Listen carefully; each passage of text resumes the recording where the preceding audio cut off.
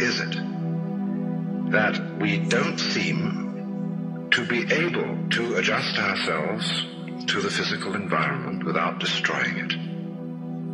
Why is it that in a way this culture represents in a unique fashion the law of diminishing returns, that our success is a failure, that we are building up, in other words, an enormous technological civilization which seems to promise the fulfillment of every wish almost at the touch of a button. And yet, as in so many fairy tales, when the wishes finally materialize, they're like fairy gold. They're not really material at all. In other words, so many of our products, our cars, our homes, our clothing, our food, it looks as if it were really the instant creation of pure thought. That is to say, it is thoroughly insubstantial, lacking in what the connoisseur of wine calls body. And in so many other ways, the riches that we produce are ephemeral. And as a result of that, we're frustrated. We're terribly frustrated. We feel that the only thing is to go on getting more and more. And as a result of that, the whole landscape begins to look like the nursery of a spoiled child who's got too many toys and is bored with them and throws them away as fast as he gets them, plays them for a few minutes. Also, we're dedicated to a tremendous war on the basic material dimensions of time and space. We want to obliterate their limitations. We want to get everything done as fast as possible. We want to convert the rhythms and the skills of work into cash, which indeed you can buy something with, but you can't eat it.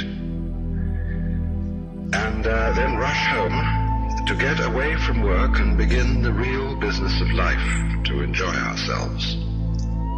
You know, for the vast majority of American families, what seems to be the real point of life, what you rush home to get to, is to watch an electronic reproduction of life.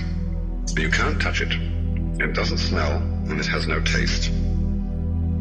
You might think that people getting home to the real point of life in a robust material culture would go home to a colossal banquet or an orgy of lovemaking or a riot of music and dancing. But nothing of the kind.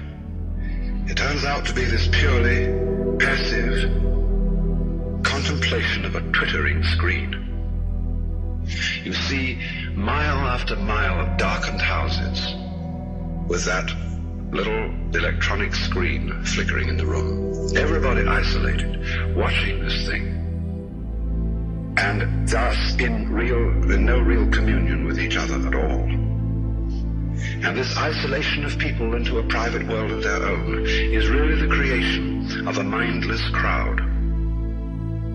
And so we don't get with each other, except for public expressions of getting rid of our hostility, like football or prize fighting. And even in the spectacles one sees on this television, it's perfectly proper to exhibit people slugging and slaying each other, but oh dear no, not people loving each other, except in a rather restrained way. One can only draw the conclusion that the assumption underlying this is that expressions of physical love are far more dangerous than expressions of physical hatred. And it seems to me that a culture that has that sort of assumption is basically crazy and devoted, unintentionally indeed, but nevertheless in fact devoted, not to survival, but to the actual destruction of life.